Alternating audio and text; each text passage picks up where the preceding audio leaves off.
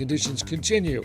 I'm Frank Billingsley. And I'm Ernie Manous. We'll also be joined by Judge Jim Kovach from Harris County Civil Court No. 2, talking re-election. And I'm Celestia Sherman. Plus, Joe Bany, the Director of Operations at John Moore Services, will give tips and take your questions on how to protect your pipes in the freezing weather. And as always, we want to hear from you. Give us a call or text us 713-440-8870 or email us at talk@hellohouston.org. You can also watch us live on YouTube. Just go to houstonpublicmedia.org and click the purple box. All that and more right here on Hello Houston after the news from NPR and News 88.7.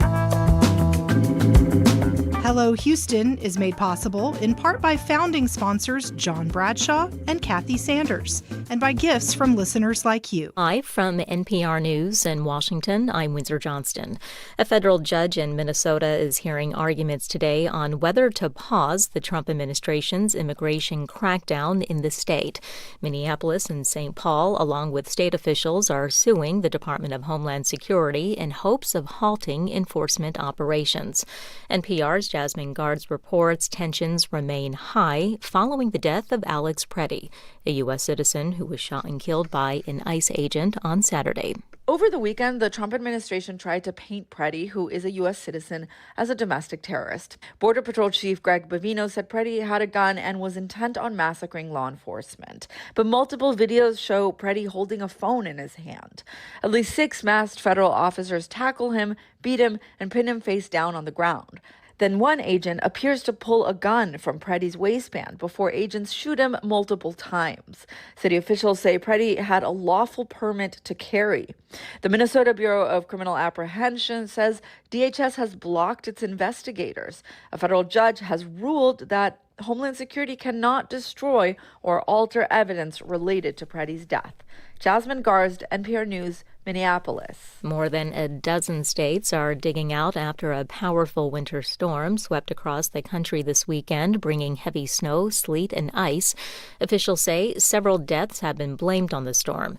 NPR's Joel Rose says widespread power outages are being reported in the south, where a thick layer of ice knocked down trees and power lines. In some places, the storm was all snow. In others, it turned into sleet and freezing rain.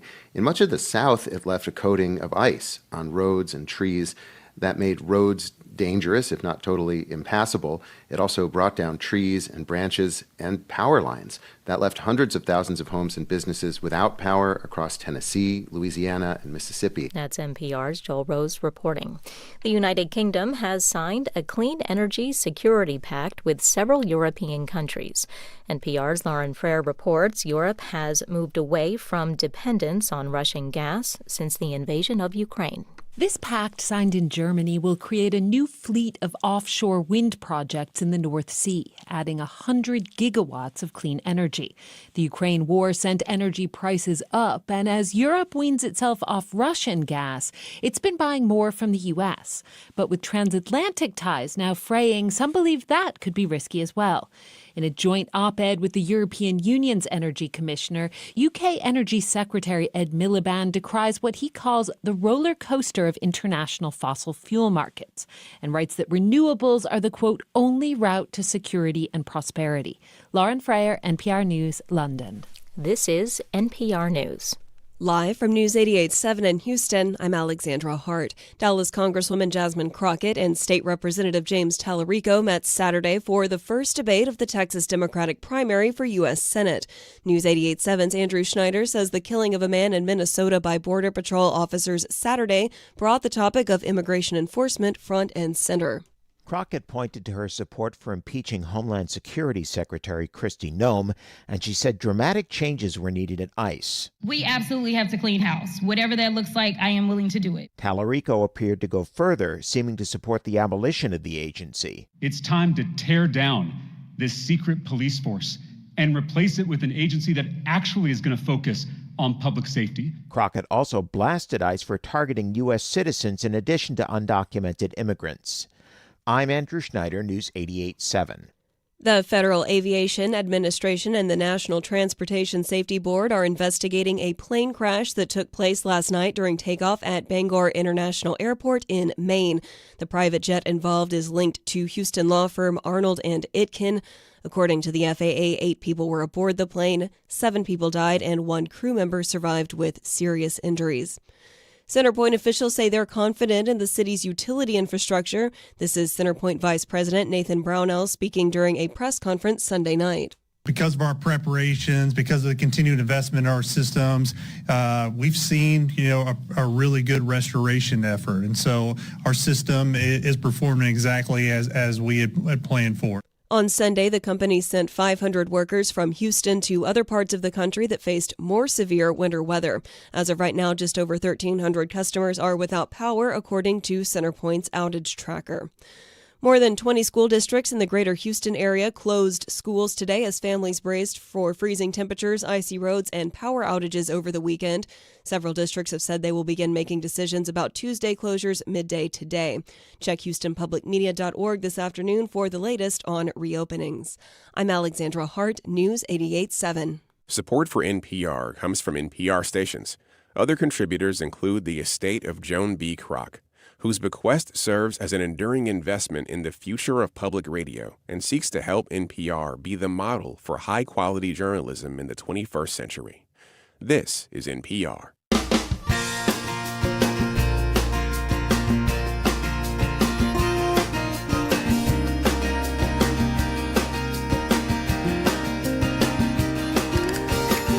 Live from the University of Houston, it's Hello Houston, an open forum on today's biggest stories affecting Houston and beyond. Call now, 713-440-8870, or let us know your thoughts on today's topics by emailing us at talk@hellohouston.org. Now here's your host for Hello Houston, Ernie Manous, Celeste Diaz-Sherman, and Frank Billingsley. And good morning and hello, everyone, and I hope everyone is staying warm. Frigid Frank here, reporting for duty. Oh, my gosh. I've never done, when I was a boy, it would be cold, and I would make my father warm up the car before I'd get in it to go to school. That's how spoiled I was. Oh, what a little I prima cold donna. weather. I don't do. How was your cold weather experience? It was fine. It was totally fine. This morning, though, when I arrived at work and I was getting out of my car, little snow flurries started happening. Maybe this says something about where we work. When I pulled up and got out of my car, there was actually ice on the ground around my car. And I thought, this is where winter is. It's happening right here at Houston Public Media. You remind me of something, though. When I was a little kid and I would get in bed, my mom would come and I had my blanket, and she'd rub my legs through the blanket to warm it up because it was always so cold in the bed at first. It was a nice memory. Thank you, Frank. Yeah, there you go. So I got my speech in to the young students that want to be meteorologists. Yes. And how did that go? It went great. Did the weather change what you said because it was such a bizarre day? That's a great question. They wanted to know what it's like to be a broadcast meteorologist. So that was the topic. But they're having the whole AMS conference is going on right now at the GRB. Mm-hmm. It goes through Thursday. And, I think they were hoping they'd come to Houston and get a break from where they're from, but they instead went right into it along with the rest of the country. And then I emceed the Crohn's and Colitis Gala. That was the Winter Ball, believe it or not. It led up to its name. And so that was Saturday night. And then Sunday, went out with some of those weather friends that I know from around the country and had a nice dinner. So fantastic. I know. High rise, you don't have to worry about pipes and plants. Yeah. Well, it's interesting because everyone focused so much on what was going to happen, somewhat Friday night, but most definitely Saturday night. And then it became much definitely Sunday night. And Walt, my partner, his pipes in his house, and he lives right outside of downtown, they froze this morning. Right. Yep. So he hadn't had them. He got through the weekend fine. At like 3 a.m, he turned on his faucets. They were running. And at 6 this morning, they were frozen. I was in Virginia 40 years ago as a weatherman, and my pipes froze. And I took a blow dryer and more or less kind of, put it against the pipe on high heat, and just let the blow dryer run. And it worked. It went through the pipes and it melted the ice, and the water started running again. That brings up a very good point. There's lots of things that we've heard, that we try, that we think about to get these things working. Later in the show, we're going to have someone on here who's an expert in all this and can tell us what we should and shouldn't be doing, because I always worry some of these, like, I don't want to call them wives' tales, but some of these conventional wisdoms could end up hurting your pipes or causing more trouble. So we'll get to all that. So if you're having trouble with your pipes or anything frozen, Stay put, because we're going to be addressing that in a little bit. Well, and I had metal pipes. This was an old house in Virginia. Yeah. I did not have So the metal. PVC. So- So the metal was okay. Frank, something that we saw and we heard a lot as we were leading up into the weekend last week was meteorologists and weather experts were saying that there were different models showing different points of when freezing was going to hit. Which model would you say was most accurate? American. The American model. If you followed the European, we weren't going to get any kind of icing. In fact, even Conroe wasn't. It was going to be all to our north by at least one county. So the European really kept the winter weather north of us. The American model pretty much said exactly what we saw, that we were going to get on Sunday morning a mix of rain and some freezing rain and some sleet and maybe some very light flurries here and there. And that's pretty much what happened. Okay, but now let me push back just a tiny bit on the Go American ahead. model, because we were braced for, I think, in the most part, much worse conditions than what we got. People were much more panicked by what was going to happen. Was it more the panic of the weather, but the weather played out exactly as expected? It was our infrastructure that stayed in place better? Well, I think our infrastructure did a good job. We're only talking miles. Yeah. I mean, there were some frozen bridges and very low temperatures just 30 miles from downtown Houston. So it's really location. It helps that downtown is a heat island, so that keeps it at least a couple of degrees warmer. I was up early on Sunday morning, and I was watching the traffic, and it was going along just fine from what I could see. And then that ended up being the case. So I don't know. I mean, you're the one that said you're going to prepare for the worst and hope for the best.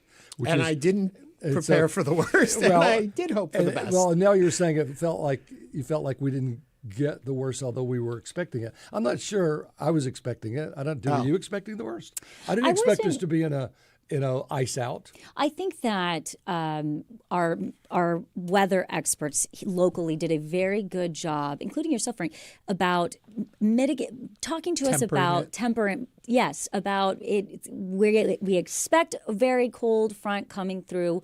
We're looking at the precipitation. We're not really sure. And I think what spared us essentially was that it did not rain. Yes, yes. So that was a big key to it. And that was the big key. The temperatures hit where it was supposed to, but locally that was always the big concern is the ice. Right. And the ice on the power lines and the ice on the pipes. And limbs can fall, and then that can take out power lines. So certainly we did not see the precipitation with it. Well, that's a plus. But as I said last week, the Arctic air is coming in from really Siberia. I mean, across from Russia and the poles and through Canada and into our area. So that was where the cold was coming from, but the moisture was coming off of the Pacific. And that goes across Mexico and the desert Southwest. And you tend to get a little bit of a dry out here and there because of that.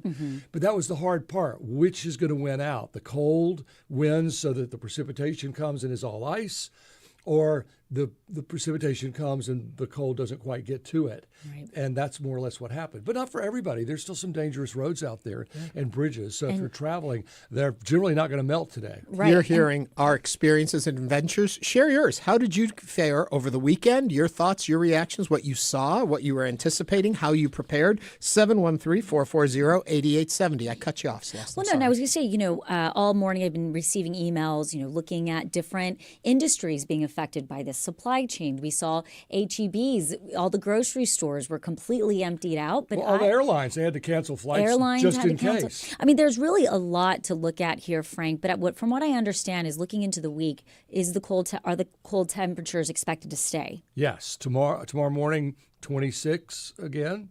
But we are going to make it into the upper 30s.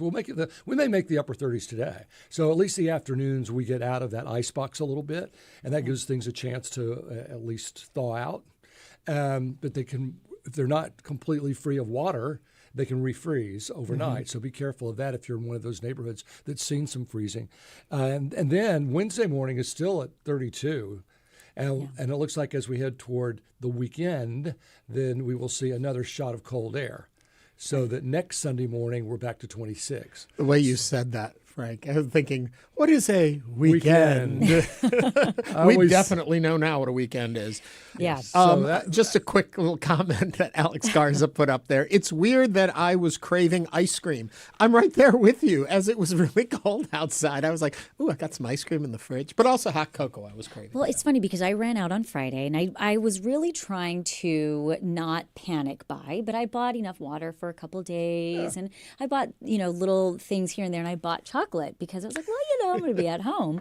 And it was like on day one, I ate all my storm snacks, and I texted my sister who lives in Colorado, and I said, I don't know how you do this for months on end. And she says, you get used to it. It's a different mentality. It's a different mentality. Well, some of the main highways are heated. And they keep I-70 pretty clear in Colorado because they know they have to. Right. It's funny when you talk about, getting used to it. I still think, and I'm a strong believer in this, you build different friendships and different ways of interacting with your friends when you live in an area that gets really cold like that. Because you gather together and stay put. So it's a lot of being at people's homes, and that becomes how you socially engage during winter months because you can't go out, you don't club hop, you don't run around. So, and look, it's so much worse across so much of the country. Temperatures in single digits. Chicago, Chicagoland, over to Washington D.C. So much of the country is really having a tough go of it that we don't have much room to complain. That's right. We saw North Texas really got hit. We do have a couple of YouTube questions. Dark One Joy says, it ain't over yet. I don't want to jinx it by proclaiming that I made it. Also, Lisa Cuellar says, oh my gosh, not at all. I couldn't stop thinking about mint chocolate chip. And then we also have Boomer Help Desk who says, Mr. Frank, can I do my laundry this AM or will it cause my pipes to freeze? You can do your laundry. Just don't hang your laundry out to dry. Then it would be a little frozen shirt out there. Might be a on little the line. chilly. That's for sure, yes. Speaking of Chicago, I remember in the mornings I would take my shower and then go for the bus during the winter. And the big thing is your hair would freeze, even if you had dried it because the moisture that was in it. And you'd always have like... I didn't have a lot of those experiences growing up in Alabama. But we did get snow now and then. Yeah. And now they get snow fairly frequently now. But yeah. And as the point you've all brought up is, or you've both brought up and the folks online are bringing up, is the fact that we did well. A lot of the country didn't. A lot of the state had it rougher than we did. So our hearts and prayers go out to those folks that are still dealing with some really horrific weather across the state. And we're also, across the country, we need to continue to stay vigilant. We know, like as Frank is saying, tonight it's going to get really chilly down to freezing temps, and we're looking into tomorrow. So once the sun goes down around 6, we won't have any of that. We might see some sun today, by the way. As I look to our camera, looks like a little sunshine. Look, a little blue sky is coming through right now. If you're watching us on YouTube, you can see that shot. So we're getting better and better today as far as some sun, temperatures in the upper 30s. But as that sun goes down at 5:30, 6 o'clock, we're going to go right back to freezing as we go into this evening and overnight. And we did hear from HISD Superintendent Mike Miles and HISD sent out communication that they will know and have an official if they will be closed tomorrow by 3 p.m. today. So we know a lot of students they were all at closed home. today. Everything was closed today. I loved it. I got here from my house in 5 minutes. There was no traffic because I have to do 59 north until it gets to 288 and 45, so I have to do that little number.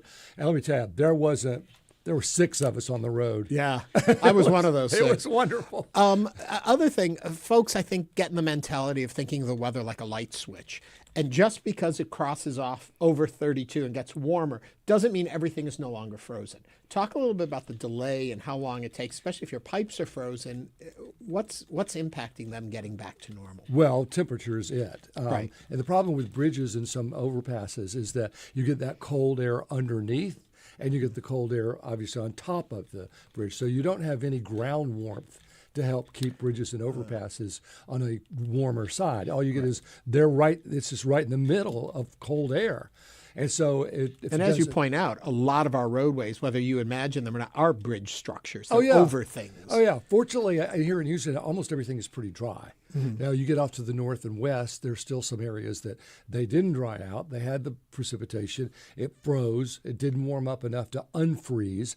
But even if it doesn't evaporate, it's going to refreeze as soon as that temperature gets below 32. So if it's 33, 34, how quickly does the ice go away?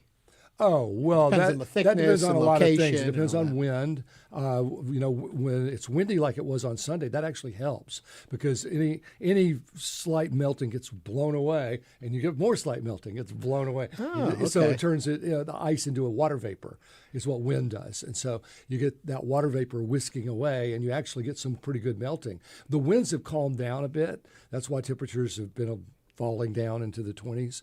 So we may not have the wind effect as much as we did yesterday. And then you've just got to try to get absolute sunshine right to melt it. Travel can melt it, like big trucks going on it. But as far as your pipes, once you're above 32, the melting process should begin. We'll keep our thoughts on that and keep checking your pipes. We'll find out, as I mentioned, a little later in this hour, we're going to be talking about winterizing your home and how to stay safe. And we're not out of it yet. We're not out of it yet, which means our government officials are on top of it still. That's right. And we do want to mention over the weekend, federal immigration agents shot and killed a 37-year-old Minnesota resident, Alex Pretti. On Saturday, the second such fatal shooting by ICE Border Patrol in Minnesota this month. This has sparked widespread outrage across the state and nation. We will be discussing this in the second hour of Hello Houston, so be sure to have your thoughts ready for that. But for now, we're going to continue with weather. Obviously, as we've been talking about it over the weekend, Houston area residents woke up to cold, rainy, and in some cases icy Sunday as a winter storm warning remained in effect across the region. Some neighborhoods even reported thunder sleet, a rare mix of lightning and freezing precipitation as temperatures dropped towards freezing. In response, the city of Houston continues to operate dozens 24-hour warming centers for vulnerable residents. Mayor John Whitmire says 940 people checked into those centers Saturday night. And joining us to tell us more and give us the latest update on the efforts to keep the city safe this weekend is Houston Mayor John Whitmire. Mayor Whitmire, thank you for joining us on Hello Houston. Hello, Mayor. Hello, Houston. Okay, I know it's been a long weekend for you and those people that work with you. Where do we stand right now? We're being very diligent. All hands on deck. We're resupplying the centers. Still having new arrivals all night long. We went past about 1,200 people. Some very sad situations. I was at West Gray at 10 o'clock last night, and a mother had 5 children in the car. The 11-year-old came in with her because she did not speak English, but we had language skilled individuals. She was a domestic abuse victim. Could not go back home. Was going to sleep in the car because she has an autistic child that she didn't want to bring into the center. So I gave her all the money I had on me and asked her to go get a place for the night and come back today. And we tried to get her in the women's center. So each of these individuals have really challenging stories, or they wouldn't be finding themselves in our center. So, I can't say enough about city employees sleeping on the floor around the clock. There's a lot goes into successfully handling the storm. First responders for certain, but public works, health department, and the parks department run the centers. But it's a multi-agency department operation, and I'm pretty much pulled into every one of them that we confront. I visited all 12 over the weekend. Good news is we have backup generators now at all 12. Thank the Lord we didn't have to use them, but we were prepared. We still have to get through tonight. Tonight will be bitter cold. I don't want the clear skies to fool anyone, but it'll be in the 20s tonight with a chill factor probably in the single digits. So the tough task will be tomorrow. When it gets above freezing, they'll be released from the warming centers. And the sad news is over 1,000 people will be released on the streets of Houston. And that's why we need homeless shelters so bad. So anyway, I could talk the rest of the day about our challenge. Mayor Whitmire, as we look to tonight and knowing the forecast, are the 12 warming centers going to be staying open through how long? We're going to, for certain, be open till noon tomorrow, and then we'll make a assessment of what conditions are and what's appropriate. But for certain, and let me go ahead and stop here before we go any further. Everyone is welcome. Everyone is welcome. The lady I helped last night, she was desperate and came here. I don't care about her immigration status at all. HPD were picking up people. I saw them at Bany last night at 9. They're picking people off the street and putting them in the back of a patrol car and bringing them to shelters. We just want to serve, and we're doing a hell of a good job of it. Quickly, for folks that are listening to this and they hear you talking about the centers, how do they find out where these are? You know, it's amazing. First of all, most of the homeless have a pretty good communication system. Yeah. Many of them have phones. You know, we have hot teams. We have homeless teams that go out, get underneath the bridges, and we seek them out. We see them. You know, thank goodness for Metro. They see somebody at a bus stop that appears to be in need. They take them. And no questions asked. Metro, HPD, the health department, me, everyone, we have open doors and we spread the word. And I guess my question is more to the fact that you're at home, something happens, your heat goes out, maybe there's a drain on the system, something goes bad, suddenly you find yourselves in need. You may not be in the network of the unhoused, but suddenly you're in need of a heating center. You may not have access to the internet. The best way to find these places, what would you recommend? Go to a multi-service center. Okay. All of them are open. Multi-service center. If you need a ride, call Metro Lift. Talk to neighbors. You know, we have to all, be very flexible, creative. Ask your neighbors, take care of your seniors, your pets. Mark saved 95 stray dogs yesterday. You know, they got in a shelter. So, you know, we're multifaceted. Are there going to be bumps in the road? Sure. You know, I got to deal with bureaucracy. I got, some health worker at Southwest said, somebody can't donate coffee. You know, they're very particular, as we learned during the Feed Fest. The health department wants everyone to be healthy, but I have to get involved and use common sense. If somebody wants to donate coffee to the homeless, let them do it. And, Mayor Whitmire, as a leader of one of the largest cities in the nation, and knowing that up until now the lights have stayed on, how do you balance that line between overhype and also keeping people aware and vigilant? Well, first of all, I have a lot of experience with tragedies and challenges of storms, tornadoes, you name it, prison, difficulties. It is a challenge, and it's a complex thing to do the right thing. I mentioned to y'all the other day, on weather forecasts, you get mixed reports. Hell, under Barrels, Saturday morning last year, it was going to Mexico.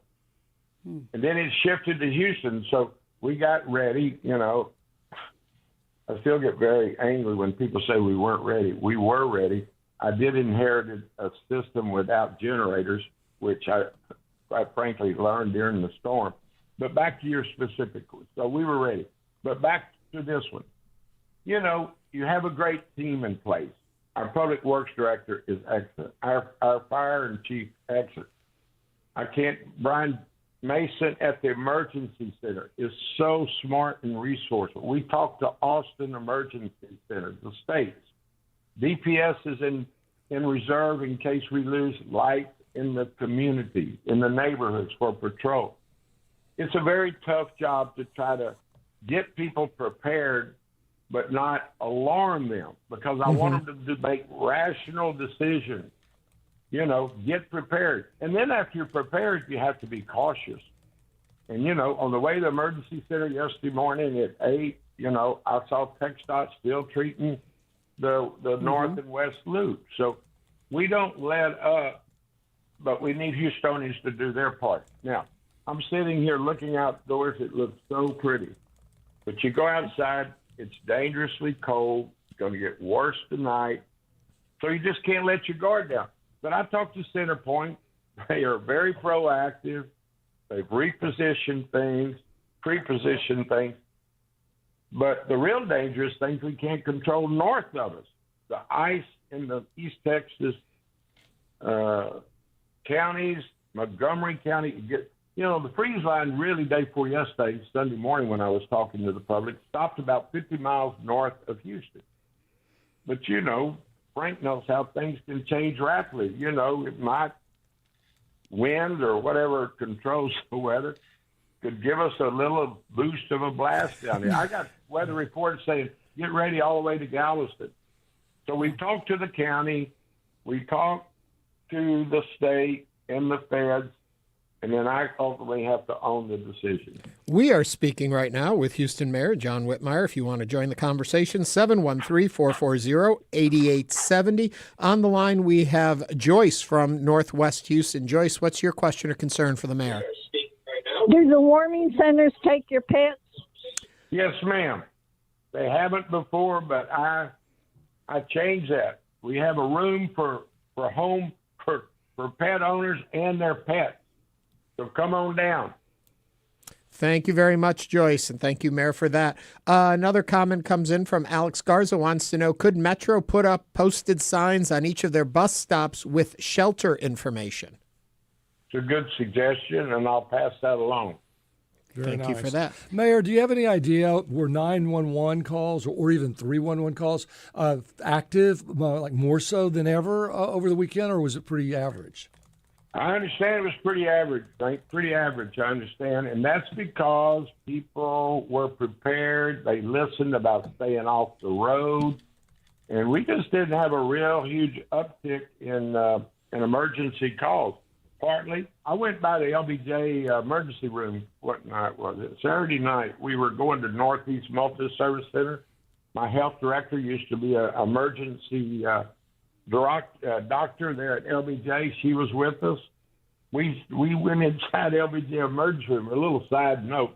Last year I did that, and social media was saying, the mayor's in LBJ hospital, like I was a patient. So I had to clear that up. So this year I told everybody, please don't put on social media I'm in the hospital because I'm only working, okay? That's funny.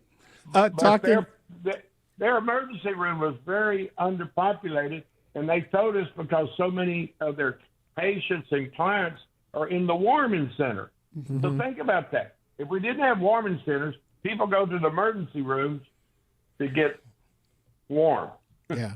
Yeah. Well, and we had this number that 940 people checked into the warming center Saturday night. How does that compare? Is that more than you expected?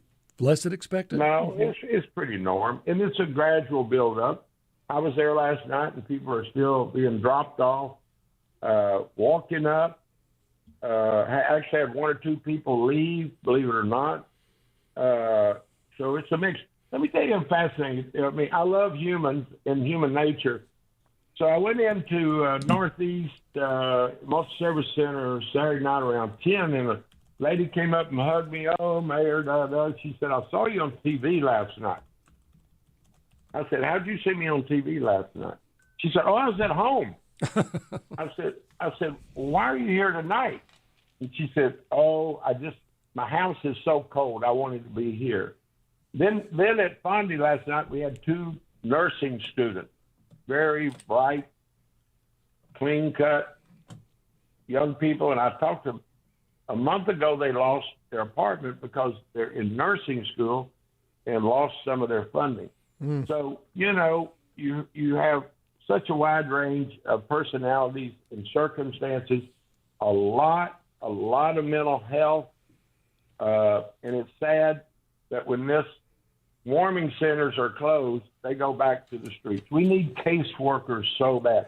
And once we open Emancipation and we've got our eyes on other shelters, you will have people located long enough that you can do a holistic approach about helping them apply for a job and permanent housing. You know, that's just, the message is those of us that have a warm place to live and family and work, we're very blessed. All you got to go is with me one night and see how unfortunate some people find themselves. Mayor, what's the status of the city doing business? Jury duty, trash pickup, those sort of things. Are we back to normal yet, or is that going to be tomorrow? That'll be tomorrow. Tomorrow. Only essential services today. All the garbage cans are out in my neighborhood. Courts not being held. Only essential services. And that was very precautious. You know, Lord knows it's cold as it can be, but HISD's not having school, and I just don't want kids at home if their parents are working by themselves, if their parents are city employees. So it was a mutual decision with HISD, and I think Superintendent Miles, you know, he's a pretty stickler about school. He thinks schools are essential service, and I can't disagree with that, but I don't want to, you know, an 8-year-old out at a bus stop in 12-degree weather either. So he made the right decision. I already knew what I was going to do. We thought about letting everybody come in at noon, kind of a middle-of-the-road, reasonable approach, but after the schools were closed, I said, no, parents need to be at home. Yeah. So much, and I know we've talked about this, but it doesn't hurt to go back and ask again. So much of what you have to do is anticipating what's going to happen. Your understanding of the weather, not just for tonight, but for the rest of the week, what are you being advised at this point? Well, I hate to bring it up, but we're told we're going to have another episode next Saturday and Sunday with temperatures in the 20s. Mm-hmm. So we won't get much relief. You know, we have night council tomorrow night, so that's public session. Then we'll have council Wednesday morning. But after attending those meetings, I will be working pretty much, almost said around the clock, but that wouldn't be true. Long hours with the department heads. We will do an assessment of how we did this storm, and then I'm told Saturday and Sunday will be the worst. So you got to resupply resources. You got to let the personnel get some rest. But also, let me just throw this in for consideration. It's very expensive, very expensive. We will spend several $1 million on this current storm. And, you know, the city is broke, no doubt. I said it the second month I was in office. We are making efficiency studies and doing the best we can to cut out waste and duplication, but, you know, it takes money to run a city, and we're evaluating that very carefully. Mayor Whitmire, from your perspective, did people stay off the streets? Can you talk to us about the roads and if they were cleared? Did we behave? You cooperated, and Houstonians. and you know what? I'm very, very what's the word I want to use? Efficient. I'm very cautious about my press conferences. I do not hold them unless they need to be held. You know, you won't find me having a press conference about things are doing great. I only go to the public when I have a message they need to hear, and they listen. I have credibility, even if I have to be the one to say it. When I say I mean business, you need to be off the road at midnight. Originally, I was told by my advisors, shut it down at 6. Tell everybody to be home at 6. Well, I got away. One, is 6 the real number, or is that just kind of giving everybody a little head start? I have to worry about the economic impact that the storms have on Houston. So when I found out the freezing weather would really not get here to after midnight, I said, get off the road at midnight. And, you know, I was up late Saturday night going to warming shelters, Sunday morning early. People listen, and they're smart, and they look out for each other. So the roads were pretty. Now here's another thing you have to think about. We got a lot of interstate travelers through Houston.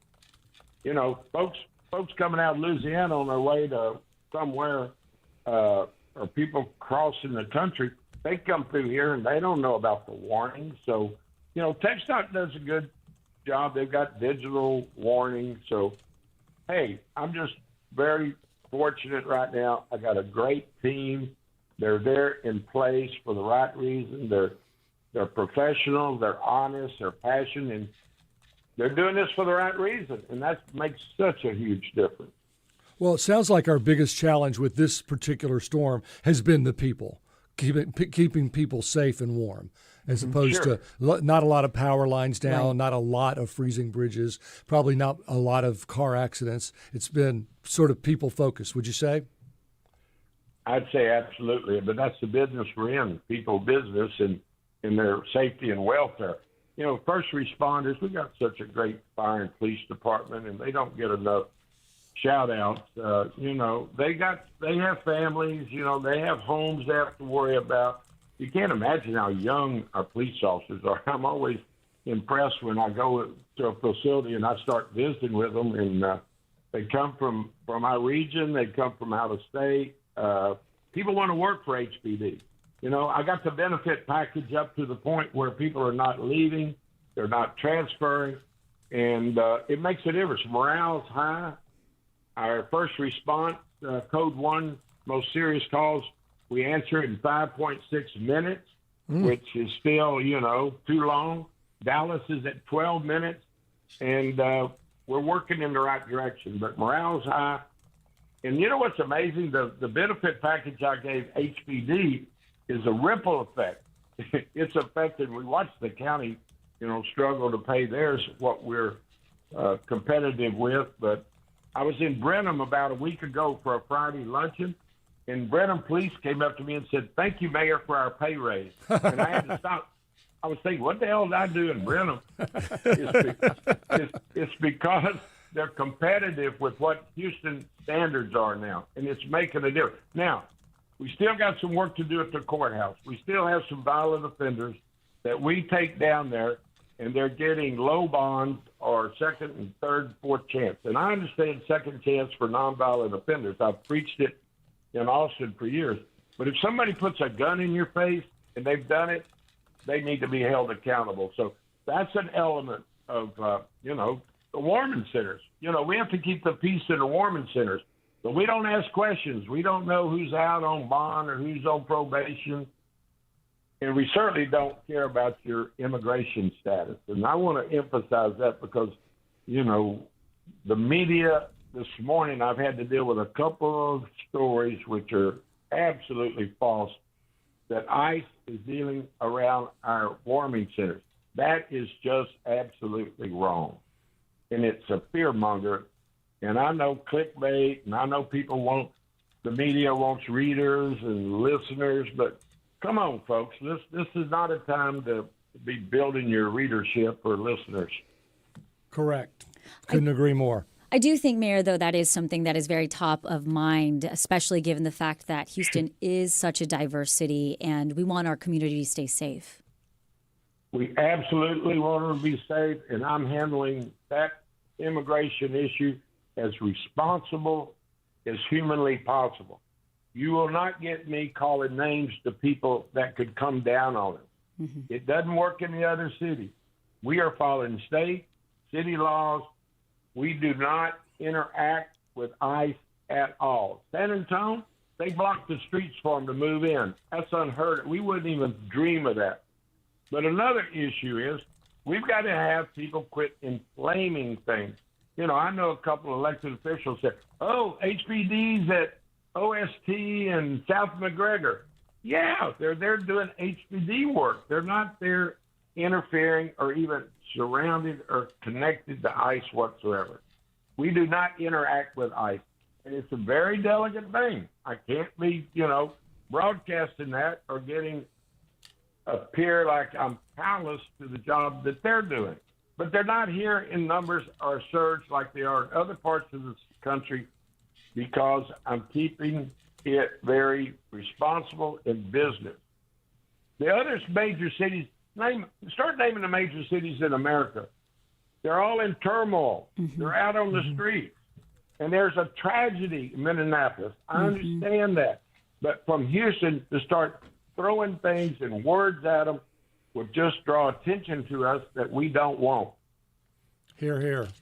Houston Mayor John Whitmire, we want to thank you for taking the time to join us today on Hello Houston with the latest weather updates. Yes. Thank you. I enjoyed talking to you. It's a great means for me to communicate. Well, Yes. Stay warm, Mayor, and thank you for all your work. All right. Be safe. Thank you. Be safe. In the second hour of Hello Houston, we do want to let you know Judge Lina Hidalgo will be joining us to give us an update on the county and surrounding areas. But coming up after this break, we're going to talk about protecting your pipes with John Moore's Joe Bany. And he's going to be taking your questions at 713-440-8870. This is News 88.7. Stay with us.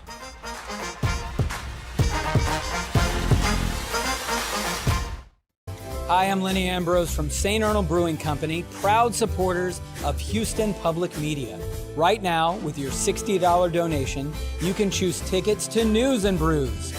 This member-exclusive event takes place February 17th. Enjoy a pint, connect with fellow NPR fans, and meet the Houston Public Media newsroom in person.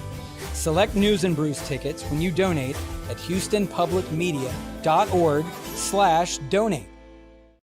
Dictionaries were a fundamental part of every household. People needed dictionaries. There was room in the marketplace for multiple companies producing brands, books that had a slightly different twist. How AI is changing the traditional dictionary and why dictionaries are more complicated and controversial than you might think. That's next time on Think. You can hear Think coming up this afternoon. Actually, this evening at 10 p.m. An overnight military operation in Venezuela, firing the heads of independent agencies, imposing tariffs that affect all parts of the U.S. economy. President Trump has claimed many powers normally reserved for Congress. For our weekly democracy series, If You Can Keep It, we look at what Congress has and hasn't done in response to this president and past presidents taking its power. That's next time on 1A. 1A is on this afternoon at 2 p.m. Hey, this is David Green, host of Sports in America. Each week, we will explore stories that shape athletes and fans alike. Join me Sundays at 5 p.m. on News 88.7 for in-depth conversations with people across the world of sports, from the star who hits the game winner to the millions of us whose lives are touched by the game, covering everything from elite competition to the personal stories behind the games. Sports in America, Sundays at 5 on News 88.7.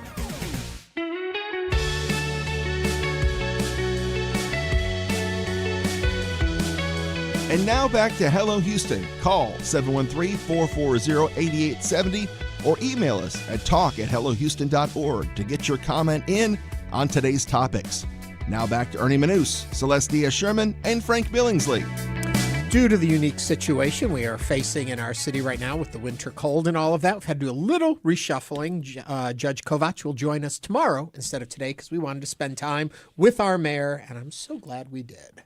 Yes, but now we're going to turn to pipes. As Houstonians, we continue to navigate the freezing weather from over the weekend. One major concern many are faced with when extreme winter weather, an event is happening, is the increased risk of pipes bursting, which can cause a devastating amount of damage to one's home, in addition to being incredibly costly to repair. Joining us now to tell us how we can protect our pipes if it's too late in this freezing weather, and to answer your questions is Joe Bany, the Director of Operations at John Moore Services. Joe, welcome back to Hello Houston. Hey, thanks for having me, guys. It's great to have you here. I was talking about this in the open of the show, that a friend of mine didn't have frozen pipes until this morning. So then he was saying he keeps turning them on to check if they're going. Frank was mentioning years ago using a hairdryer on your pipes. If your pipes are frozen, what is the best way to move forward from that point? Well, there's a couple of different ways. Unfortunately, it's hard to find the frozen spot in the pipes. Just if your whole house is frozen, then maybe it's outside where your main shutoff valve coming in, and you might be able to attack that one spot. But a lot of homes will have frozen pipes like to a bathroom or a sink, and that's kind of the beginning stages of it's really cold and things are starting to happen. In that scenario, if you have water to other parts of the house, I just open up that faucet. that is frozen, allow it to drip slowly, maybe some warm air to get in there, but you want it open so that freeze has a little bit of room to track as it builds ice, but you also want it to start to drip a little bit because of the heat inside of your home. You know, we always hear two sides of this story. We hear drip your pipes, just especially at the farthest spot in your home away from where the water comes into the house. So if it comes in on the southeast, go to the northwest and drip a pipe. And then the fire department says, no, don't drip pipes. We won't have any pressure at the fire hydrant to work with any fires that occur. So what is your advice? So my advice is always going to be to drip the pipes if you can.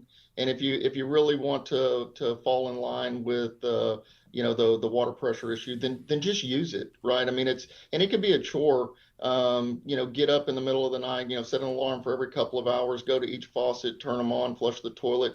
Because if the water's in use, then it's so much harder for it to freeze, right? And that's why dripping pipes is so successful at deterring freeze or breaks or anything, because the water's constantly in movement. So if you don't want to drip them, get up and, in the middle of the night every couple of hours, turn it on. That way you're giving yourself the best chance of not freezing and having a pipe burst damage. Does it make a difference if you turn on your hot water versus your cold water? It does, because they're two separate lines, right? And so if you just have cold water dripping, well, you're protecting that cold water side, but the hot water side is just sitting there still, right? And so I live in the country. I have a well, and so I'm not using anybody else's water. I'm using mine. I'll drip like the hot water in the lavatory faucet and the cold water in the tub. So I'm pulling both lines in constant movement into that one bathroom. Again, if you can't drip or you don't want to drip, then if you just get up and turn the faucet on for a second, as long as you're coming out with good pressure, you've not started to freeze, you're in a good spot, flush that toilet.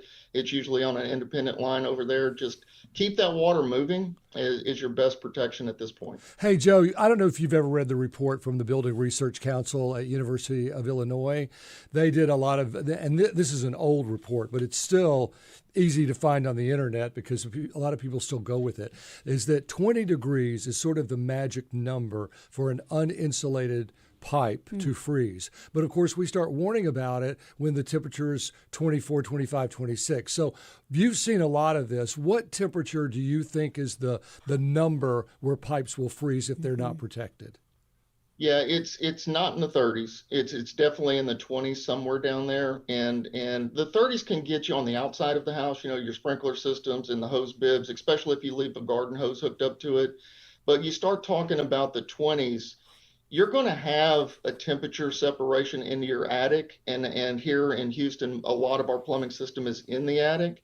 And so it might be 32 degrees outside, but it's 38 in your attic, right? So when you start to creep down into those 20s, that's when attic and outside wall damage can happen because there's not quite that temperature lift anymore. But you don't have a specific number for me, like 24, 25, 26. Just if it's in the 20s, protect your pipes.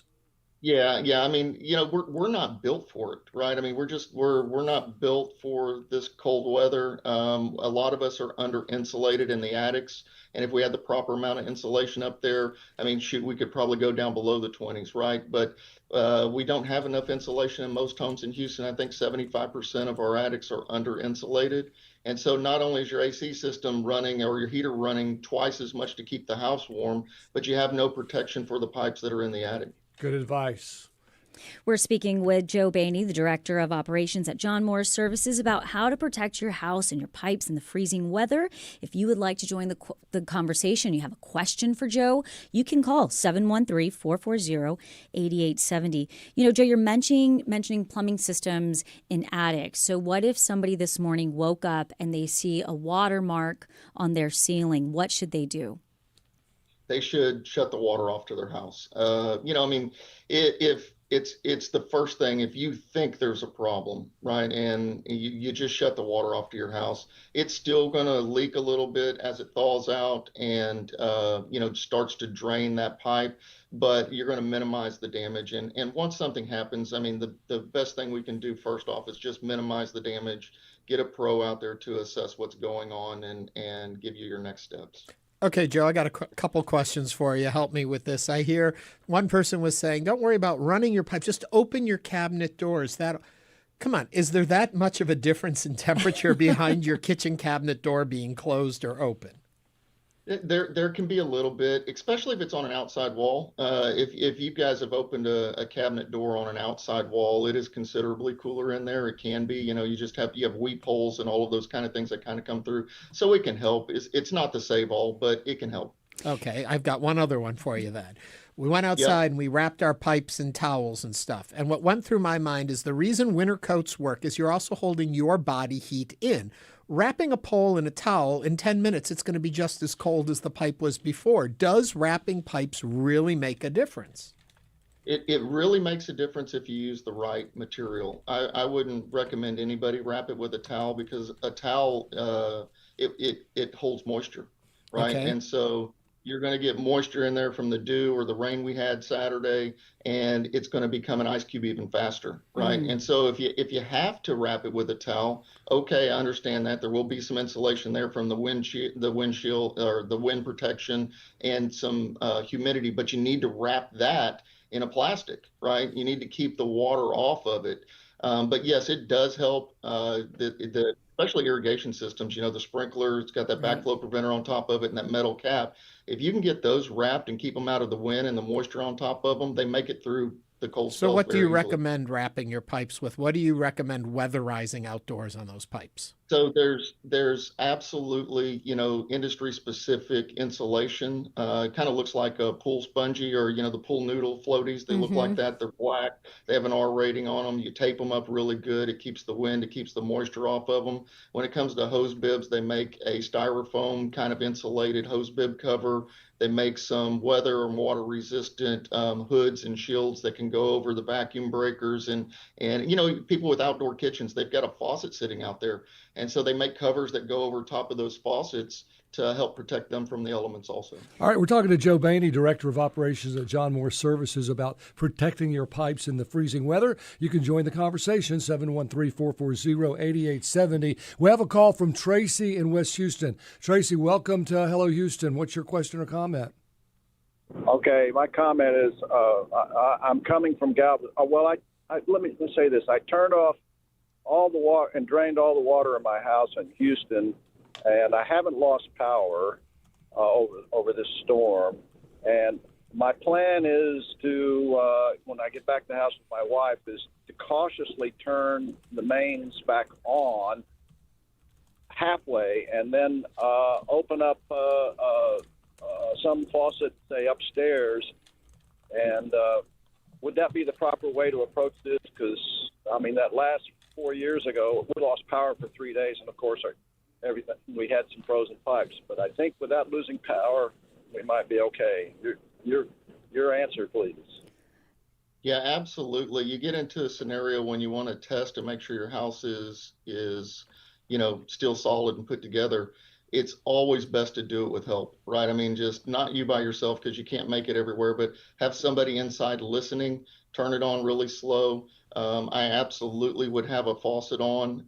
So it's got a pathway through. And if there is a leak or a break or something, it won't be under this high pressure and force it out of that bad spot. But that's the whole key is you got to turn it on slow.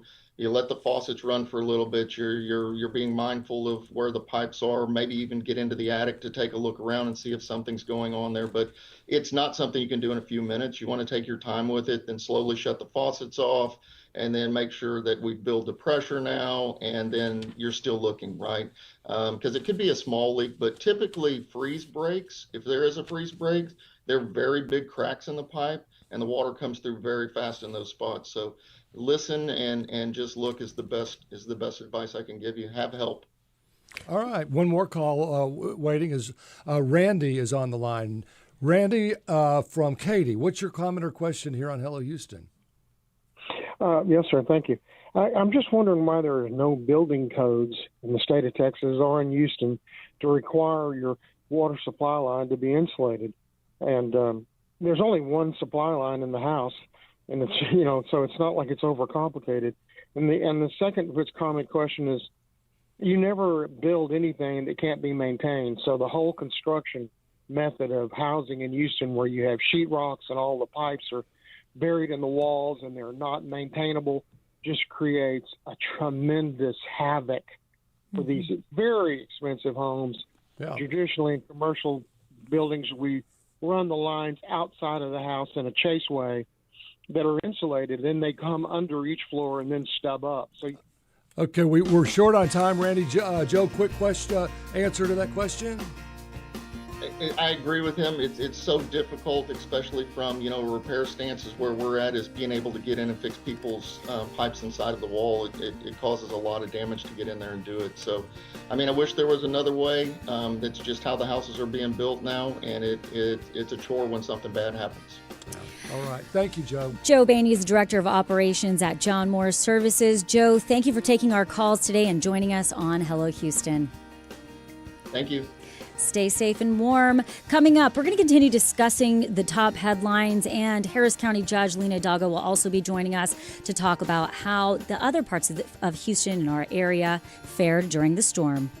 Stay tuned. There's more Hello Houston on the way with Ernie Manous, Celeste Diaz-Sherman, and Frank Billingsley.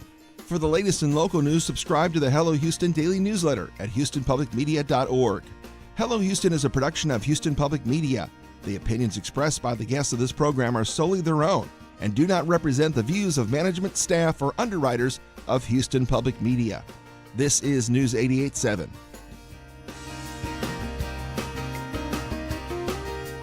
This is your NPR station, KUHF, Houston. News 88.7, a service of the University of Houston. It's 1 o'clock. Live from NPR News in Washington, I'm Windsor Johnston. The Trump administration is sending border czar Tom Homan to Minneapolis today to oversee the federal immigration enforcement operation there. President Trump announced on social media that Homan will report directly to him. The move comes amid rising tension in Minnesota after the fatal shooting of Alex Pretti, a 37-year-old ICU nurse, by federal agents over the weekend, the second such deadly incident involving ICE in the city this month. NPR's Danielle Kurtzleben has more from Minneapolis. In a social media post, Trump said, quote, "I am sending Tom Homan to Minnesota tonight," but added little more on what Homan's visit will entail. Video of federal agents shooting 37-year-old ICU nurse Alex Pretti several times has proliferated online, sparking widespread protests. Trump has said he might eventually pull forces from Minneapolis, telling the Wall Street Journal over the weekend, quote, "At some point we will leave." However, Trump in another post listed demands of Democratic state and city leaders, including that they turn over all undocumented people to the federal government and that local police assist federal officers in apprehending undocumented people. Danielle Kurtzleben, NPR News, the White House. The European Union's executive arm will open proceedings against Elon Musk's AI chatbot today. That's according to German media. NPR's Rob Schmitz reports from Berlin. The German newspaper Handelsblatt reports that Musk's AI chatbot Grok will be investigated for violating the EU's Digital Services Act. The proceedings aim to force Musk to withdraw his company's chatbot from the European market. A study by the Center for Countering Digital Hate analyzed a sample of posts on Grok's X handle. It found that Grok created an estimated 3 million sexualized images over a span of 11 days from the end of December into January, including 23,000 sexualized images of children. Rob Schmitz, NPR News, Berlin. A new survey of business economists finds cautious optimism about sales in the coming months. NPR's Scott Horsley reports the survey suggests businesses are more likely to add workers in the near future than to lay people off. About 1 in 4 firms say they plan to add workers in the next 3 months. Less than 1 in 10 is planning to cut jobs. Underlying that hiring forecast is the expectation of stronger sales ahead. More than half the firms surveyed expect demand to grow in the coming months. Only about 6% are projecting a drop in demand. About 3/4 of the economists surveyed expect higher tariffs to remain in place. Most businesses facing higher costs say they're passing at least some of that increase on to consumers in the form of higher prices. Scott Horsley, NPR News, Washington. Stocks are trading higher on Wall Street at this hour. The Dow was up 238 points. This is NPR News. Live from News 88.7 in Houston, I'm Alexandra Hart. The Federal Aviation Administration has confirmed 7 passengers are dead and 1 flight crew member seriously injured after a private jet crashed upon takeoff in Bangor, Maine.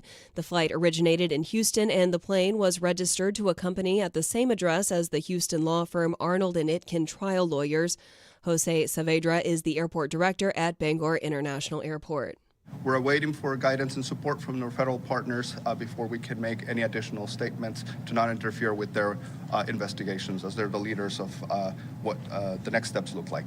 Houston Public Media has reached out to Arnold & Itkin for comment, as well as to the Bangor Police Department, which will eventually release the identities of those injured or killed.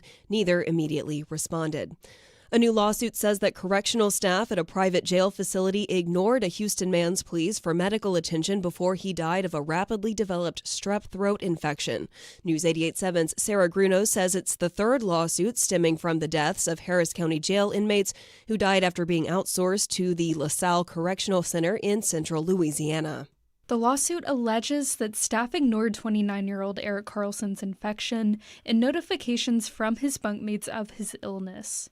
Steve Weil, an attorney representing his family, says Carlson was told his only option would be to purchase over-the-counter medication from commissary, but Advil was not enough. His throat was so swollen up he could barely talk, and at that point he had hours to live. I mean, he was going into septic shock because the infection had gone throughout his body, and he would be dead within a matter of hours. His mother, Kim Carlson Lewis, says that she was left in the dark. I didn't get to say I love you or help him when he was sick or say goodbye. A lawsuit last year says that LaSalle staff ignored 29-year-old Jalen Anderson's health before he died of a seizure condition. He was also outsourced from the Harris County Jail.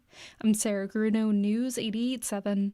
It's 31 degrees right now with some sun breaking through the clouds here on the University of Houston campus. Today's high near 40. I'm Alexandra Hart, News 88.7. Support for NPR comes from NPR stations. Other contributors include Fisher Investments. Fisher is committed to helping clients stay on track to reach their financial goals and enjoy a comfortable retirement. FisherInvestments.com. Investing in securities involves the risk of loss.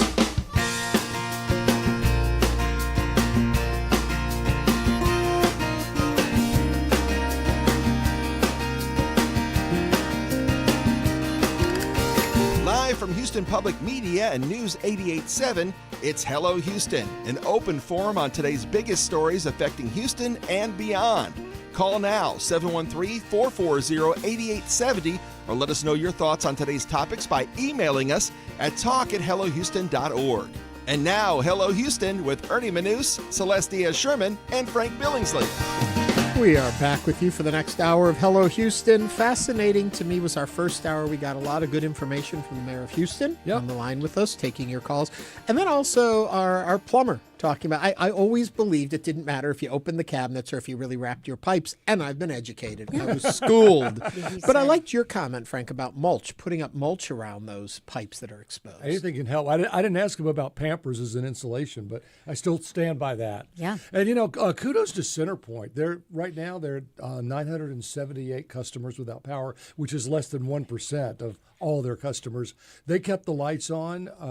A little help from Mother Nature, but they were well prepared. Yeah. And if you look across the state, ERCOT, I guess, came through because I haven't heard of any huge problems with outages because of beyond normal. I mean, right. There was some outages. There were some lines down, but it wasn't so much of a pull on the system that cities collapsed. And so hopefully that's a good sign that the infrastructure is in place to start handling more of these kind of situations. Not out of the cold yet. It's going to be really chilly overnight tonight, back out to the mid-20s and right around 32 for Wednesday morning. We get a couple of days break, and then another front on Saturday takes us into the mid-20s for next Sunday morning. So just because you see the sun, don't go unwrap those pipes. Yeah, I would keep them that way. Be careful with plants, because if you don't unwrap the plants, if it does warm up, that can become like a suffocating greenhouse for plants. Oh. So my advice is to, don't take the covers off and roll them up and put them away, but take them off so the plants can breathe,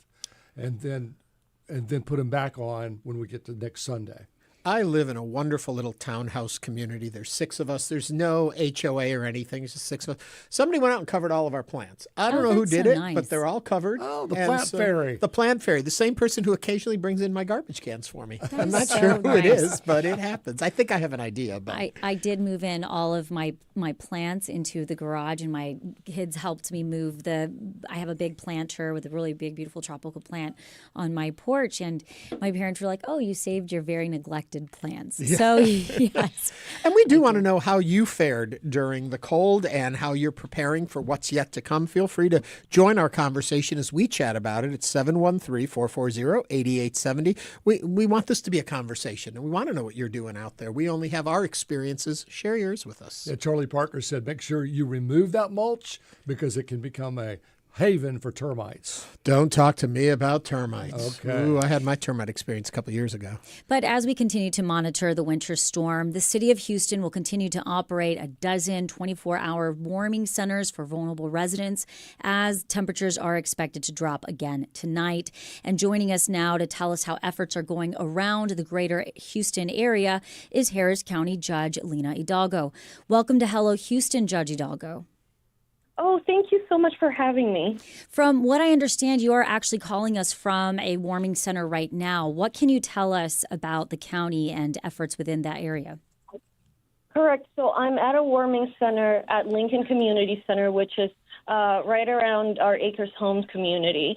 And it's been wonderful. I walked in and I met a 20-year volunteer, Mr. Fred Sanford. He's a local gentleman, has worked in banking, and he's been volunteering for the Red Cross for all this time. And those are the kinds of volunteers we have here. So we came to thank everybody who has made these shelter operations possible, because we've had the most usage of our shelters that I've seen in my 8 years in office, or over 7 years in office.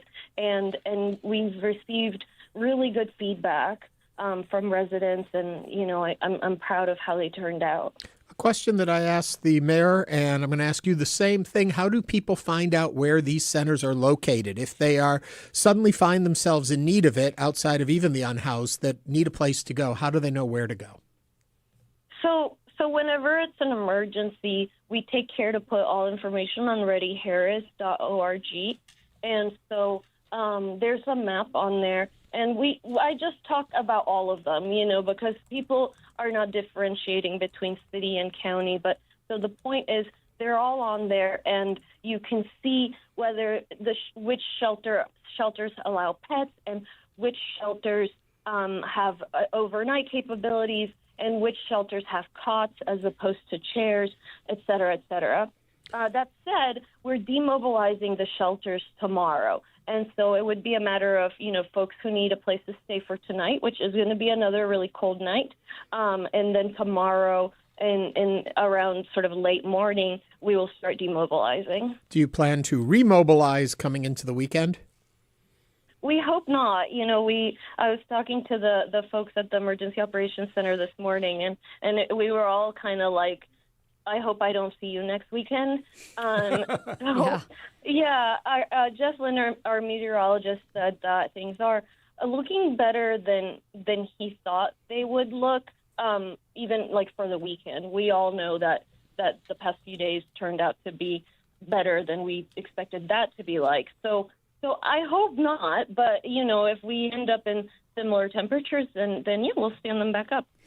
Yeah, right now the forecast is mid-20s for Saturday night into Sunday, but not with any precipitation. So we won't have an ice threat, which is good. Well, what have you seen, Judge, as far as like 911 calls or 311 calls?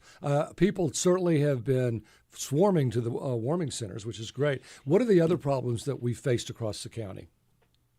So on the people swarming to the centers, I was like, why, right? Like, why is this different than the other times we've had really cold weather? And so our working theory is that we had the cold and rain, so all of a sudden you're cold and you're wet, and the road had issues, so you can't be in your car and drive somewhere.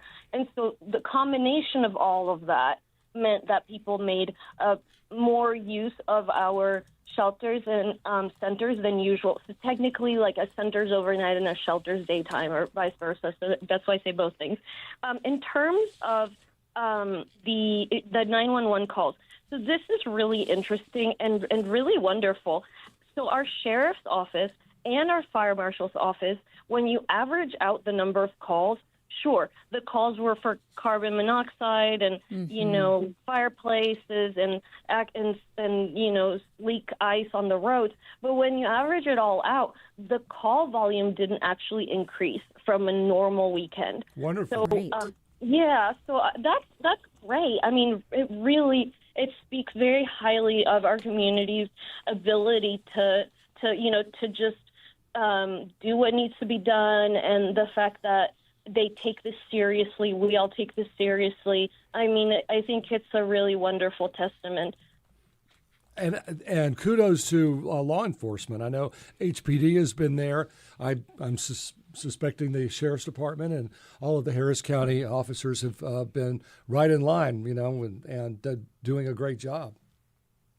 Yeah, there have been officers out in the cold, doing incredible work for the various agencies and the various services. I mean, the clinical staff as well.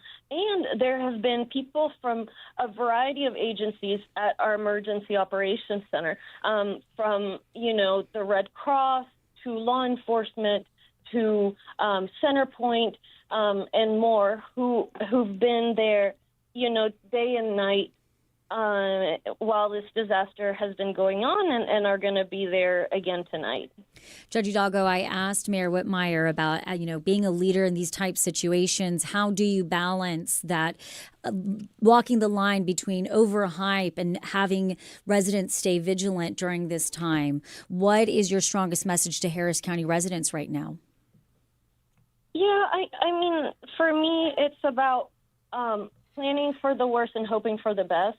And it's, the worst within reason, right? But I think for some elected officials, it's like you don't want to cry wolf. You don't want to end up in that situation. My take is like, of course, that's the case. But if there's a high enough probability, like, I'm okay to put like my reputation at risk if it's gonna, that's basically what happened during the winter freeze of 2021. Like, we knew it might be awful, but it wasn't, I didn't need to say it's like Category 5 hurricane, but we knew that was a possibility, even if like not a high one. Yeah, this all in all, I mean, I think most people are thinking that we dodged the bullet on this, and we all really ended up in pretty good shape. There's going to be a number of refreezes, Judge, as the temperatures go back down below freezing tonight, and probably again tomorrow night. Do you happen to know if there are some dangerous areas for bridges and overpasses across the county? I don't know specific ones. Overall, we had issues over on 290, I-10, those really high overpasses, I-10 and 99. And so, yes, there anything that's out there that's wet is going to refreeze. And so people just need to be cautious, but that's not a major cause for concern right now. And I think, every emergency is different. And this time we thought, we knew that, like, in theory, everything should work and should go according to plan. There shouldn't be any power issues. There shouldn't be issues with people's homes as long as they wrap their pipes. We're not going to know until tomorrow whether or not we have some pipe bursts because, that's when the water will melt. Some parts of the county maybe today. So, so we're waiting to see on that. And then I think the surprise, if anything, was just the level of demand for our shelters. But all in all, it was less bad than we thought, but it met our expectations that things were likely going to be fine, but we just wanted people to be prepared because this is not the end of emergencies in Harris County, right? We still have had freezes into February, and then we have hurricane season, and so I hope that people can save those all the water, the flashlights, everything that they collected to just have that kit at home because, we live in an area where this is a muscle that, for better or for worse, we know how to flex. Great advice, Judge. Great advice. Judge, my concern is, and we've seen this happen before, there was so much attention to this freeze, and we got through it pretty well, that the idea is if we should have freezing next weekend, people will be less vigilant, and I guess that's what you're talking about. Yeah, I think what we can do is just be as clear as possible in terms of communication. With the forecast that we have right now, I would probably just put out a statement. Not even do a press conference, just say, look, it's going to be cold, but there's no rain. And so obviously, don't be out in the elements, protect the 4 Ps, people, plants, pipes, and then have your kit. And so, and pets, I forgot pets, and have your kit. So it shouldn't be a big issue. If things change, we'll give a different message. But I think that people can hold those things in their head in terms of, we thought that there could be, if there had been a power issue, it would have been a problem, and we don't believe we'll have the same issue next weekend because we don't have the same level of demand on the grid. And one thing I was talking about with the ERCOT executive this morning, actually, he said that probably the school closures helped in terms of making sure that we had enough supply, because that meant that there wasn't all this demand this morning, and then with the sun, that charged the batteries, and so there's really more than enough supply, according to them, to where we're not really concerned about that. Mm-hmm. And Judge Hidalgo, just for clarification, do you know if there were any areas that were perhaps hit harder than other areas? Yes, so the northwest parts of the county and the west were hit hardest, absolutely. Folks on the southeast did not see as much impact, but that's just when it comes to the freezing, to the ice on the roads. As far as the temperatures, it ended up getting pretty much just this cold everywhere. And then, if something had happened with the power, it would have affected everyone. And that's why we said, out of an abundance of caution, make sure that you're ready for that. Is it likely to be a power outage? No. Is it possible? Yes. Harris County Judge Lina Hidalgo, thank you so much for joining us again on Hello Houston. Thank you. Thank you guys so much. Thank you. Yeah, stay warm, Stay Judge. warm and stay safe. One thing I want to make sure we take just a little time on the show is talk about where national attention turned this weekend. It was towards Minneapolis after U.S. Border Patrol agent was fatally shot a 37-year-old Alex Pretti, an intensive care nurse, during a federal immigration enforcement operation. Pretti was killed Saturday amid protests against a larger federal immigration crackdown in Minnesota. Video verified by multiple news outlets show him holding a cell phone, not a weapon, before he was pepper sprayed, wrestled to the ground, and shot. Federal officials say he approached agents with a handgun, a claim disputed by witnesses and bystander footage. The shooting, the second fatal incident involving federal agents in Minneapolis this month, has deepened tensions between national and local leaders and triggered protests and calls for accountability. Minnesota's Democratic governor has demanded that federal immigration agents be withdrawn and independent investigations be allowed, while federal authorities maintain they acted in self-defense. So before we get into our conversation on this, we're very curious what you thought, what you saw, how you are feeling. Give us a call, 713-440-8870. I am so greatly disturbed by what we have seen, by what we have been told, by how this situation is being handled. To come out in any other way than to say this is not us, that this is not the way we should behave, that seeing military aggression in the way we are seeing it is not proper or appropriate. Is there a problem with immigration in this country? Absolutely. We all agree on that. Are there illegal immigrants, which is a terrible term, let's say undocumented immigrants in this country? Absolutely. Are there problems in figuring out how we should handle that? Yes. is what's happening in at least Minneapolis and other cities like that appropriate? I just Murdering don't, American citizens? I don't agree No, with not this. I appropriate. cannot see this as a two-sided issue. I see a very dark one side on this issue. It's outrageous. This is what I would say. We know that the United States of America has a very complicated relationship with immigration. This has been a longstanding policy issue that we have faced as a nation for countless generations. However, seeing what we are witnessing, I do not think is what we are seeing is it's gone beyond politics. This is not normal and this is not okay.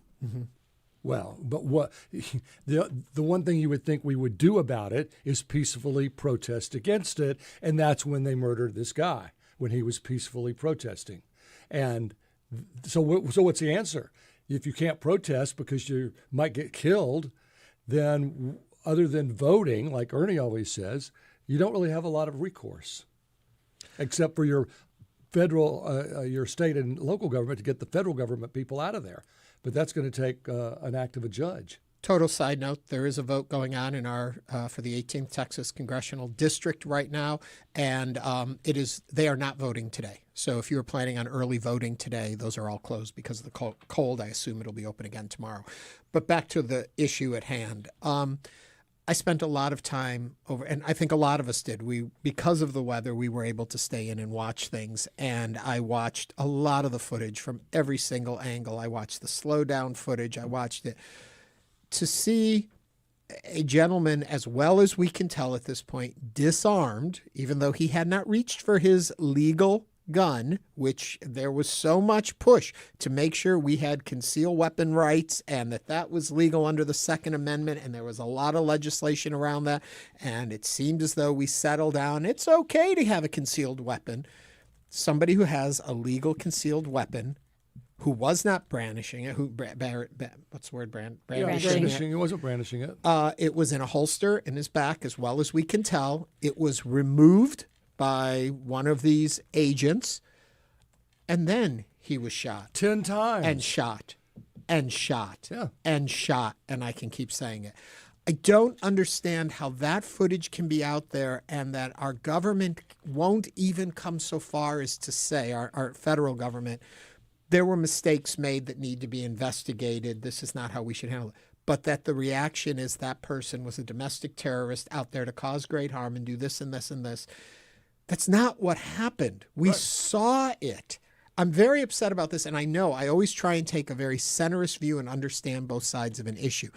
And if someone can explain to me the other side of this issue, please have a go at it, because I just don't see it here. And for the record, the Department of Homeland Security said the agents fired in self-defense after Pretti, who they say had a handgun, resisted their attempts to disarm him.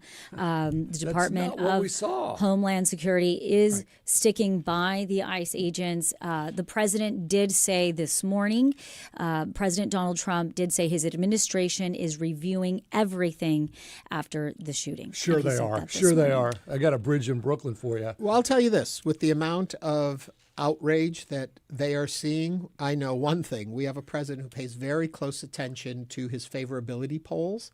And so, there is a good chance that there could be some movement here because there is such outrage. A caller who left this message said, why are we fighting Iran for shooting protesters when we're shooting protesters here?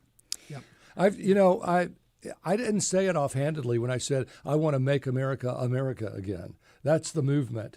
And we need to go back to the America that we know and love, because this is absolutely outrageous what's happening.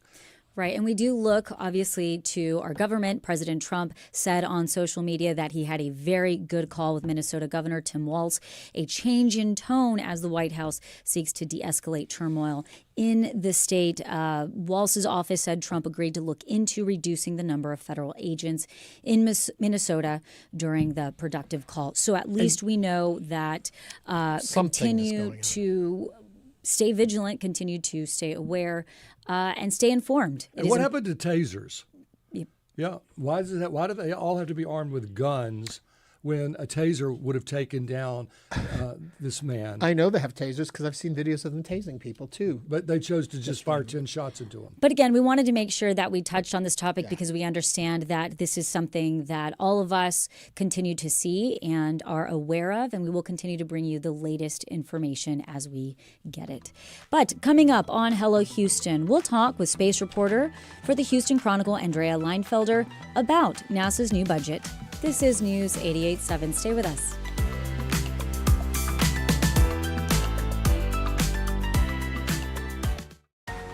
We know you value Houston Public Media. That's why you're watching right now. So take the next step and become a new member of the station you rely on. Every gift makes a difference. And what matters most right now is supporting the station that brings you the news and information you rely on. It only takes a minute to make a big difference.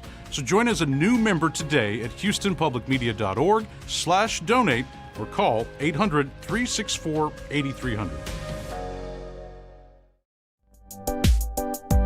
You're hearing about data centers all the time these days. Ever wondered what they look like, though? How do you guys not get lost? Literally every little hallway, every anteroom, every corridor is exactly the same. Lots of signs. I'm Amy Scott. We're exploring the AI economy next time on Marketplace. You can listen to Marketplace this evening at 6:30. Pennsylvania Governor Josh Shapiro has a message for people who feel like pulling the covers over their heads and shutting out news and politics. Now is a time to engage, not to retreat. And the power we have is the power to vote. I'm Scott Detrow. Shapiro on his faith and his future in the Democratic Party on All Things Considered from NPR News. That starts today at 3 o'clock.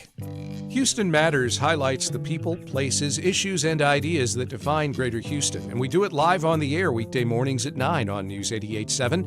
But we know you're not always available then to listen. So subscribe to our podcast wherever you get yours, or find each day's program to stream online at your leisure at houstonpublicmedia.org.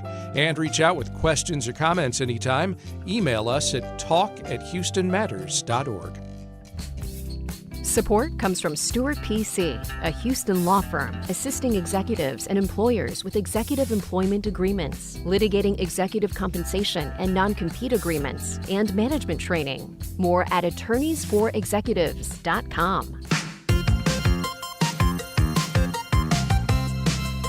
And now back to Hello Houston. To comment on any of today's topics, call 713-440-8870 or email us at talk@hellohouston.org. And now here's Ernie Manous, Celestia Sherman, and Frank Billingsley. Congress has approved a new budget for NASA, rejecting deeper cuts that had been proposed and setting funding levels for the year ahead. The decision could have major implication for the agency's future and for Houston's Johnson Space Center.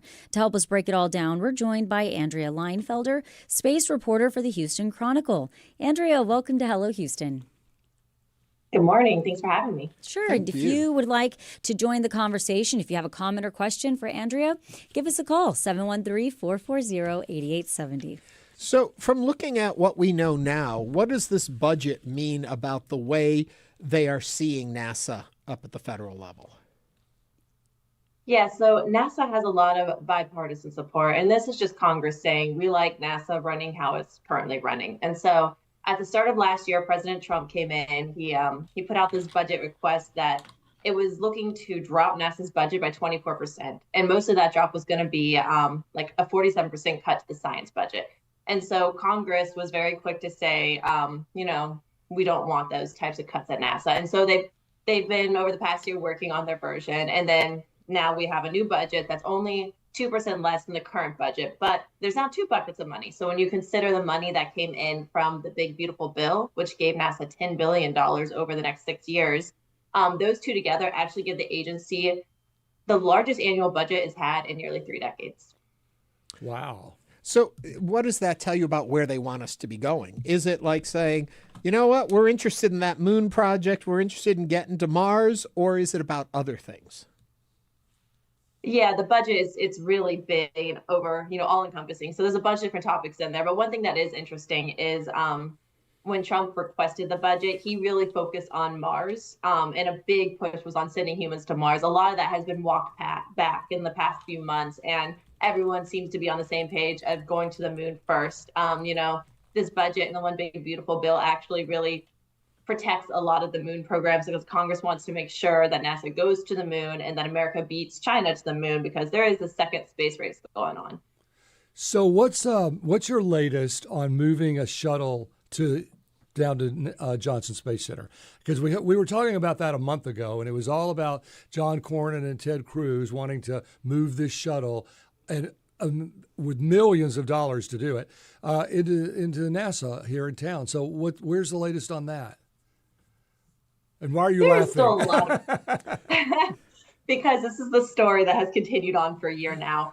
There are still a lot of questions surrounding moving a space shuttle to Houston. I'm not sure yet if a shuttle is coming. I know a space vehicle will come, but it's to be determined if it's a shuttle. The law says a space vehicle has to come to Houston that has flown astronauts, right? So Houston's going to get something, but the shuttle's really hard to move. The first time it was moved, it had special planes to fly it. It had all sorts of equipment that just doesn't exist anymore. So getting it on a ship, getting it all the way around the coast of Florida and the Gulf of Mexico, right? Like that's just going to be a very big undertaking. And so there's still a lot of back and forth in Congress and with just the public interest in that. And now we have a new NASA administrator who's basically said, we'll have to see if we can do it with the money given to us by Congress. If not, there could be a different space vehicle. So there's a lot, I think, going on behind the scenes that we don't see that's really got to come to light before we realize what we're getting here in Houston. Well, bringing us a little closer to a story we have been talking about, Artemis, and what's going on right now with these, what's called, not dress rehearsals, what were they calling them? The wet launch? What was that? Wet dress. It's a wet dress rehearsal. Wet dress. Yeah. Okay, I combined the two and we get to where we were going. Yeah, so the moon rocket, the Space Launch System rocket, and the Orion capsule, they're at the launch pad. So, Florida, it took like 12 hours, slowly crawled this thing to the launch pad. And they're doing a bunch of preparations for this wet dress rehearsal. The wet dress rehearsal, they're going to practice loading the rocket with propellant, and they're going to practice a countdown all the way to right before the engines would ignite. And so this is like the last big step before NASA is ready to launch this and ready to send astronauts, out of Earth's orbit for the first time in more than 50 years.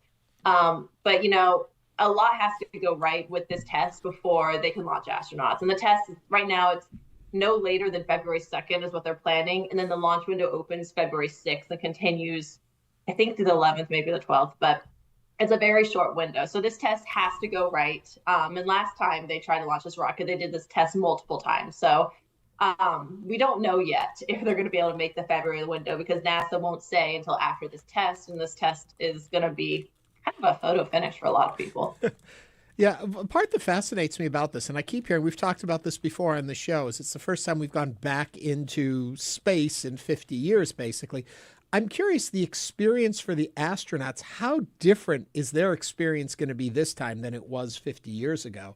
Or are we still kind of doing this rather elementary?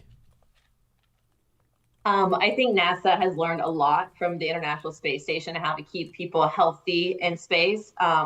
And so there's going to be a lot more amenities. I think the food will be a little better. It's not going to be great, but it'll be a little better, right? I think exercise, they know the importance of that now. And so they have, each crew member has to exercise 30 times a day. I think a lot has been learned from it. But it's interesting. I like to think of it compared to the space station because most of these astronauts, 3 of them have been to the space station. And that's like the inside's like the size of a football field. It's big. If you need to get away by yourself for a minute, you can. This capsule is like 315 cubic feet. It's tiny. And all 4 people are going to be there for 10 days. And so when I think about this mission, a lot of times I think about how cramped that's going to be for them. We are speaking with Andrea Leinfelder, space reporter for the Houston Chronicle. Andrea, why do you think it's important for people to know that Congress has approved a new budget for NASA? Yeah, I think, I think it's important that people know that Congress still views NASA with a bipartisan light, right? Both Democrats and Republicans came together to give NASA a budget to pretty much maintain the budget that it had. It's 2% lower than it was. But if you add the One Big Beautiful Bill, it's more money. But still, basically they came together and they decided that NASA was something they want to continue spending on. It's important. It's important for STEM education down here. It's important to keep America, relatives in science, technology, engineering, math. But it's also important in this effort to go back to the moon and to continue deeper into space. And so I think Congress really supported that with the budget they approved. I want to get back to the Artemis mission. So it's going to launch maybe February 6th or shortly thereafter. And it's going to go and just orbit the moon over and over. How many times can you orbit the moon in 10 days? That seems really boring. What are they doing up there?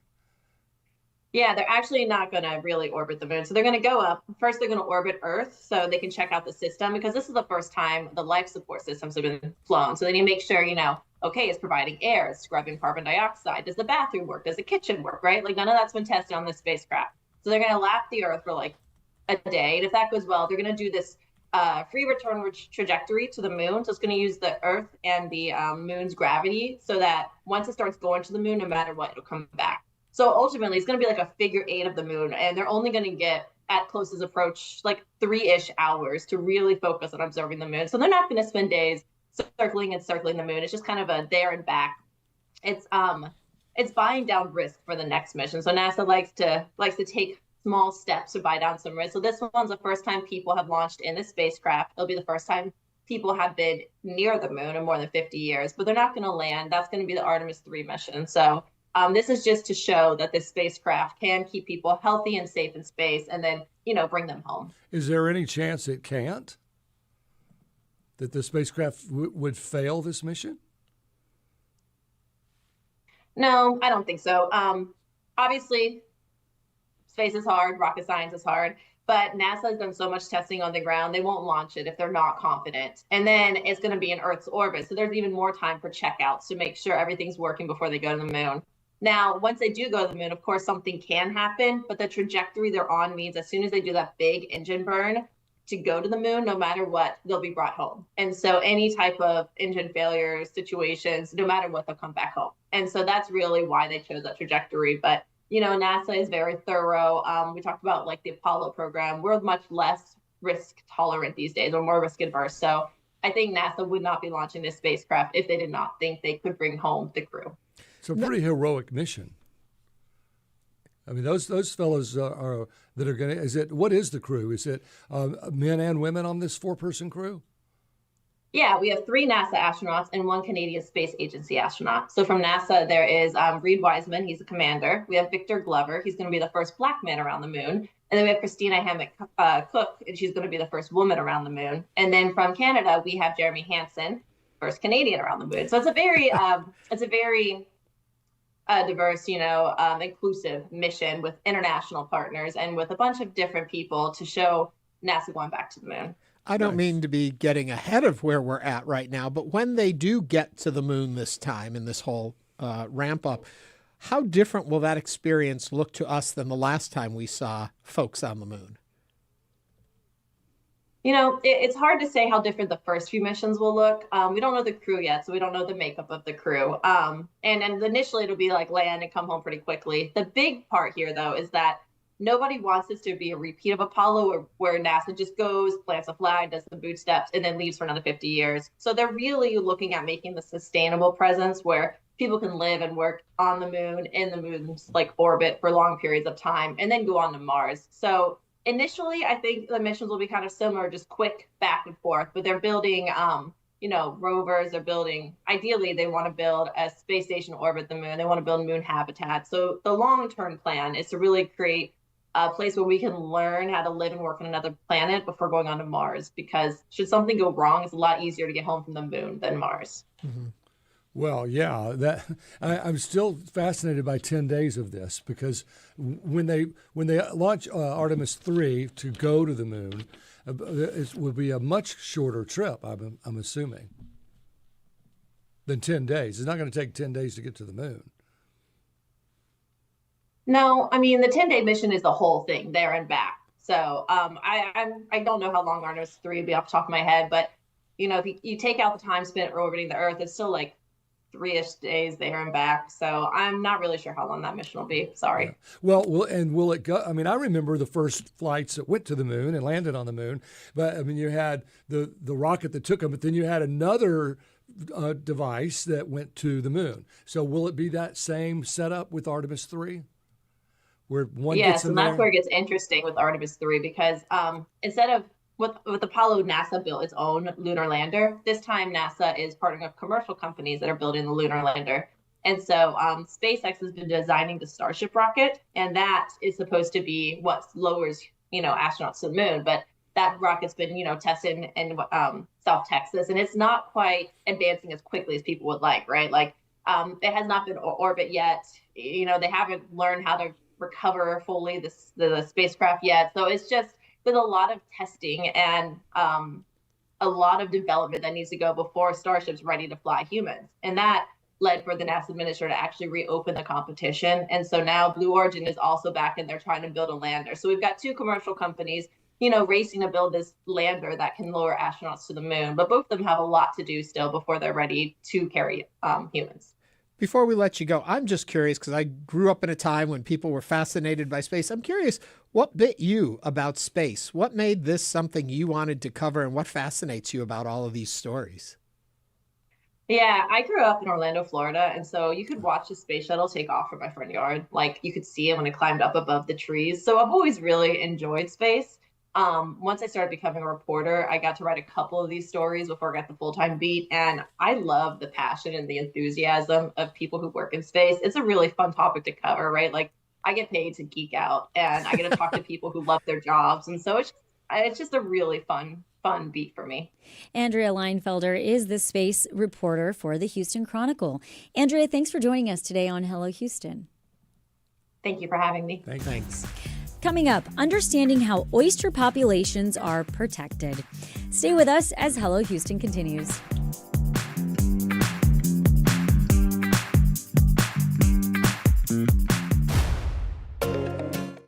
It's not just your car. It's the one that brought your kids home from school, took you cross-country, held memories, laughter, even a few breakdowns. When it's time to let go, give your car a new purpose. Donate it and turn memories into meaningful support for this station. Plus, you'll enjoy free and easy pickup, potential tax benefits, and a simple donation process. Your gift supports the programs you and your family love. Donate today and help keep public media strong. Call or donate online. The global stage looks very different now than it did a year ago. We hear from 3 foreign journalists a year into covering the second Trump administration about how they're thinking about President Trump's approach to foreign policy and the greater implications of that approach on the global order. That's next time on 1A.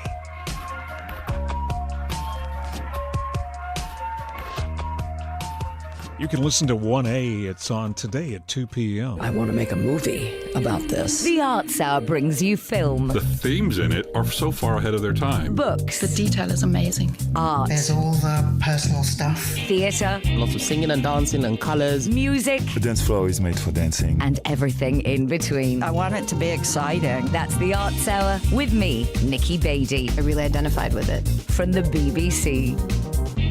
The Arts Hour. Friday nights at 9 on News 88.7. On Fresh Air, you'll hear from people who really make you think, like astrophysicist Brian Greene explaining the scientific theory that our universe is just one of many. And the image that I like to have in mind is, imagine that our universe is like one slice of bread in a much grander cosmic loaf, with the other slices of bread being other universes. No subject is too big for Fresh Air. Join us. Fresh Air, weekdays at 8 p.m. on News 88.7. And now back to Hello Houston. To comment on any of today's topics, call 713-440-8870 or email us at talk@hellohouston.org. Now back to Ernie Manous, Celeste Diaz-Sherman, and Frank Billingsley. Since last week, a commercial and recreational oyster harvesting area in Matagorda Bay has been closed by the Texas Parks and Wildlife Department. This closure comes after samples recently collected by the state agency showed a low abundance of legal-sized oysters, leaving only 10 of Texas' 34 shellfish harvesting areas open to the public as of the time of this broadcast. To tell us more about this closure and what factors hinder oyster habitats, we're joined now by Kelley Kowal, Regional Director of the Texas Parks and Wildlife Department, Coastal Fisheries Division. Kelley, welcome to Hello Houston. Thanks for having me. Well, I'm glad you're here. You know, I don't know a lot about bays and oysters, but I know that it seems like if we have a lot of rain, then we get a lot of freshwater runoff, and that's not good. If we don't get a lot of rain, we get a lot of salinity into the bay, and that's not good. So oysters and shrimp require really kind of a specific mix of water in our estuaries to flourish. Would that be accurate? Yes, that is exactly accurate. And so what's the problem that we're facing at Matagorda Bay right now? So in Matagorda Bay, I wouldn't actually say it's necessarily a problem. What we're closing that area for is due to the fact that it's been open since the beginning of oyster season, which was on November 1st. And it's had pressure by the oyster industry. And we've created thresholds through our targeted oyster sampling program that allow us to open an area when the abundance is enough that it can sustain harvest, and then close that area when we do not think that it will be able to sustain any further harvest. So TX19 was closed because it reached the lower threshold of 400 oysters per hour catch per unit effort. And at that point, with any of the bays, we would close them down and give them an opportunity to recover. Before we get too much further into what we invited you here for today to talk about, I'm curious if you can tell me how the weather may have impacted the bay too that we just went through and what we're expecting. So the cold weather can have an impact on the oysters, primarily the intertidal reefs that are exposed to the cold air. But the oyster populations tend to be pretty resilient, and they can take high and low temperatures for a short period of time. So I don't know that the freeze that we're experiencing at this time is going to necessarily have a great impact on the oyster populations. So what makes the oyster too small? Well, you know, they start out as what we call spat, which are little teeny tiny oysters that settle on other oysters or hard substrates. And then they grow over time. And the legal size for an oyster right now is 3 inches. So we can't have oysters harvested that are smaller than 3 inches. So, but my question, what's dwarfing them? What's making them smaller than normal? Do we know? No, they're not necessarily smaller than normal. It takes time for them to grow. I see. So when people are harvesting them, they're going out and they're taking out these 3-inch oysters, which is keeping the population of smaller oysters in the water so that they can grow to a harvestable size. So it's just a case of making sure they hit maturity or are large enough to be harvested so we are not depleting the population. Exactly. So what is the real challenge with oysters? Some of it's bound to be man-made. I know tiger shrimp were a big problem for the bays for a while. What's the big threat for oysters? So oysters are really sensitive. So there's a lot of things that impact them. As you were saying earlier, the salinity is a big problem. If you have fresh water for too long, they will die. If you have high salinities for too long, they can suffer from disease and parasites, and they just don't thrive as well. The temperature does make a difference. They grow well during the summertime, so they're slower growing during the winter. There's, harvest is an impact. There's coastal runoff. There's coastal development, which is changing the hydrology of each of the bay systems. There's a whole variety of factors that, can impact oysters negatively. And then what's the economic impact when you have to close these kind of bays and areas? So that varies year to year. This year, we currently have other bays open around the Texas coastline. There's several bays in Galveston and several bays down in Aransas that are also open. So once we close one of these bay systems, quite often the oyster harvesting fleet will move down to one of the other systems and harvest there. TX19 has only been receiving minimal pressure this year. The majority of the oysters have been harvested from the Galveston Bay area, but TX19 was a small enough area that, they did harvest it to the point that it was closed.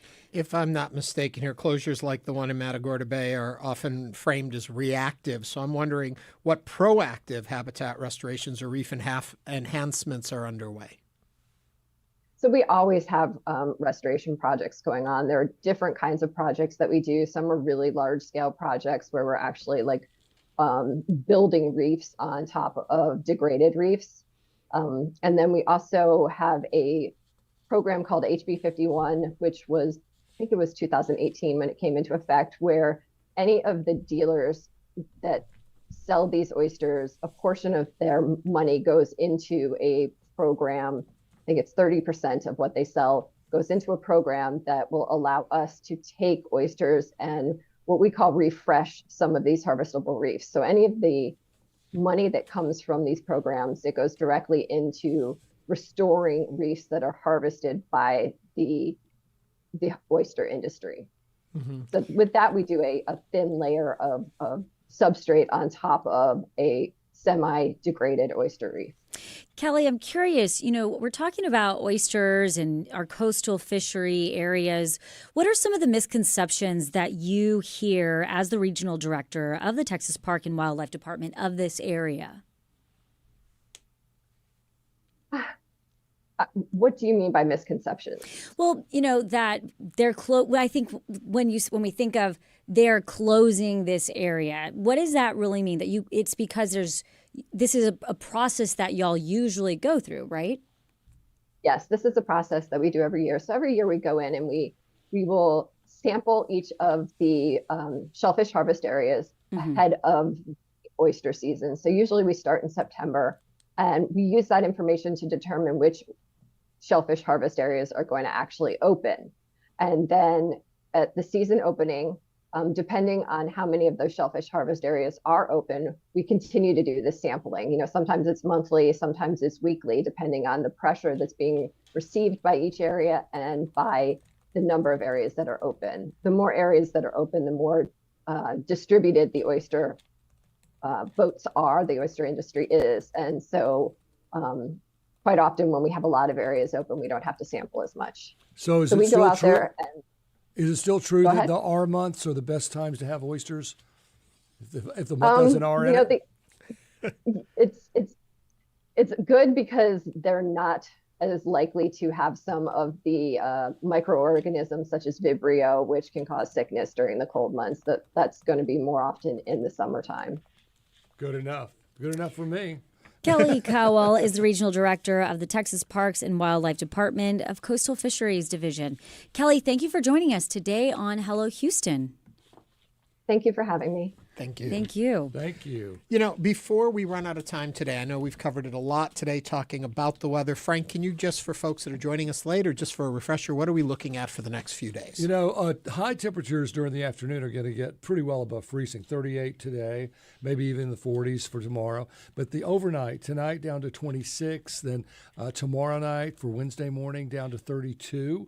And then we have a little warm up. Then a front comes through next Saturday that doesn't look to be one that's going to bring precipitation, but it's another shot of cold air. So we're at 26 for a morning low next Sunday. Well, I think we kind of got conflicting stories from our elected officials where the mayor seems more concerned about the weather than the judge did for the weekend. Well, it's going to be a cold one again, so those warming centers are going to have to be fired up again, it looks like Saturday into Sunday. So the message is stay safe, stay warm, stay inside, continue to be vigilant about your home and your pipes and your plants and your pets. Right now it's sunny, as you can see if you're watching us on YouTube, and 36. So temperatures above freezing are what we want. Get everything melted and not be a danger for a refreeze. And what I'm going to keep in mind is stay near Celeste because she made chili, and I want some of that. When you're home, you get to do a lot of that cooking and fun stuff. I hunkered down and made fresh chili with sweet potato, corn, and beans. Wow. It's delicious. You know, you can with bring some here. cornbread. We'll eat it. We'll eat it. Yes. But you know what, guys? You know what time it is? No. We've run out of time. Uh-oh. It's the end of our show. And that brings us to the end of our show. We want to thank you for watching and listening to Hello Houston. We will be back tomorrow with more conversations. You can also go to houstonpublicmedia.org for any information regarding the winter storm. And tomorrow, we're also going to discuss current threats to the Federal Reserve. This is News 88.7. Stay safe, stay warm. We'll see you tomorrow, Houston.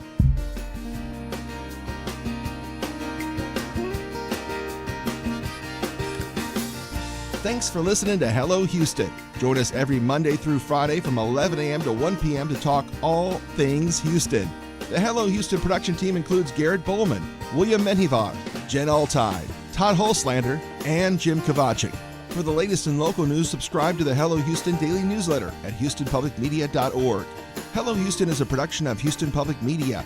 The opinions expressed by the guests of this program are solely their own and do not represent the views of management, staff, or underwriters of Houston Public Media. This is News 88.7.